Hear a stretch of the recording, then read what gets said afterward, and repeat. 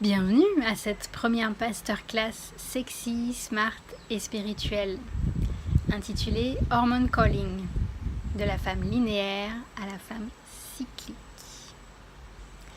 Nous allons casser des mythes et pour cela nous allons aller disséquer les différentes phases de nos cycles et voir quels impacts ils ont dans notre quotidien, dans notre créativité et passer aussi par les impacts sur notre appétit, nos émotions, nos pensées, notre libido, bref, notre manière d'interagir avec le monde. À la fin de la vidéo, je vous donnerai aussi 2 pistes, 2 livres qui m'ont permis de commencer mon exploration autour du féminin. Pourquoi est-ce que nos hormones sexuelles sont si importantes dans la compréhension de notre corps ? Il faut aller au-delà de leur fonction reproductive pure. Est-ce que vous vous êtes déjà posé la question de pourquoi est-ce que vous vous levez le matin ? Qu'est-ce qui fait qu'à un moment donné, vous avez de l'énergie pour sortir du lit ? Qu'est-ce qui fait qu'il y a des jours où c'est super facile, où il y a une énergie intérieure qui vous nourrit et vous arrivez à faire tout ce que vous avez à faire de manière alignée et fluide dans la journée, alors qu'il y a d'autres jours où on a l'impression qu'il faut lutter ? Eh bien, il se trouve que nous avons cette capacité à faire des actions au quotidien et on a un système qui s'appelle un système de motivation, un système de récompense dans le cerveau et ils sont directement connectés à notre carburant qui met tout ça en mouvement et ce qui fait la connexion en fait ce sont nos hormones sexuelles. Elles influencent notre perception du monde, à la fois du monde extérieur mais aussi de notre monde intérieur. Alors pour vous décrire ces différentes phases, j'ai toujours trouvé ça assez stérile, les courbes, les graphes et les termes un peu barbares utilisés en cours de biologie. Donc je vais vous proposer d'explorer notre cycle avec un mandala de pierre. Notre cycle commence le premier jour des règles. La muqueuse de l'utérus est détruite, ce qui provoque les saignements qui vont durer quelques jours. Ça dépend de chaque femme.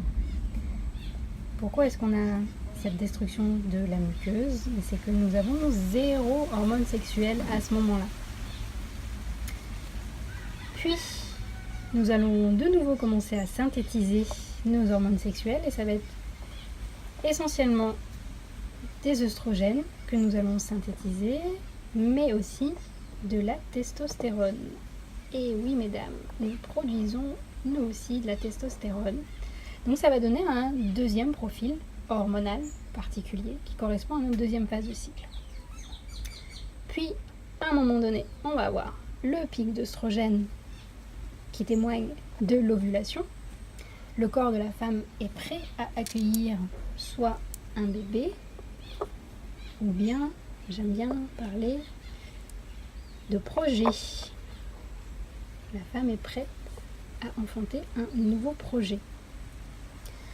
Donc soit il y a fécondation de l'ovule et la femme va rester dans ce climat hormonal pendant 9 mois, soit il n'y a pas fécondation et là on va avoir l'entrée dans la dernière phase, la 4e phase du cycle, où la progestérone va commencer à chuter. Et elle chute un peu en dents de scie, de manière saccadée, jusqu'à arriver à 0. Et là, on termine le cycle pour commencer un nouveau cycle. Premier jour des prochaines règles. Donc, si on résume ces différentes phases, première phase, les règles. On a 0 hormones, donc 0 connexion avec l'extérieur. C'est normal de sentir une sensation de vide, d'être hypersensible, de ne plus sentir ses limites. Souvent, on a besoin d'introspection et de solitude. Donc, peut-être que ça vous parle. Phase 2, on est dans le mix œstrogène et testostérone. On se reconnecte à l'extérieur. Notre stock d'énergie commence à grandir. Et ça commence à se remplir. Donc on a plus envie de foncer, d'organiser, de planifier, de l'idée.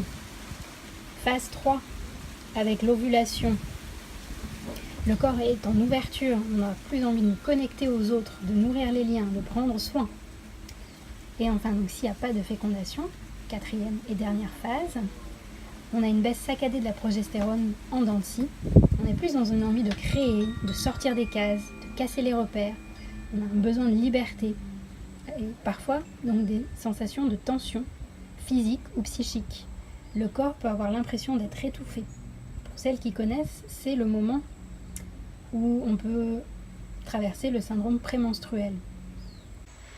Et vous vous demandez peut-être, les femmes qui n'ont plus leurs règles, celles qui sont sous pilule ou à qui on a retiré l'utérus, ou les femmes ménopausées qui n'ont plus les mêmes imprégnations hormonales, est-ce qu'elles suivent ces mêmes cycles ?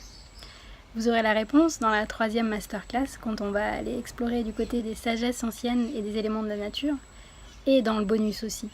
Et quand j'ai découvert cette lecture de nos cycles plus intégrative, je me suis dit waouh, eureka!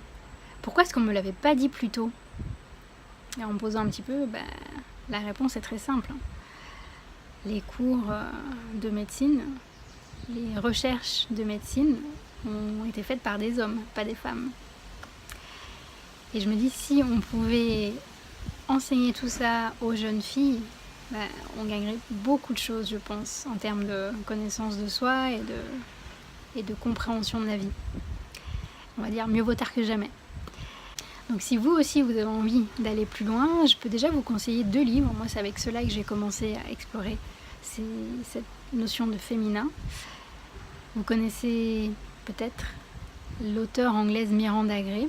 Donc moi, les 2 livres que j'ai explorés ensemble, en même temps, c'est Lune rouge et Femme optimale. Je les ai trouvés très complémentaires.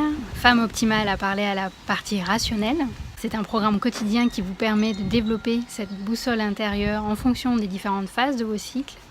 Alors que Lune rouge s'est adressée à ma partie plus rêveuse, plus intuitive, à travers des contes, des mythes et différentes sagesses anciennes autour du féminin. Donc je vous souhaite une très belle découverte et je vous donne rendez-vous sur la prochaine masterclass, le chaos, notre meilleur ami.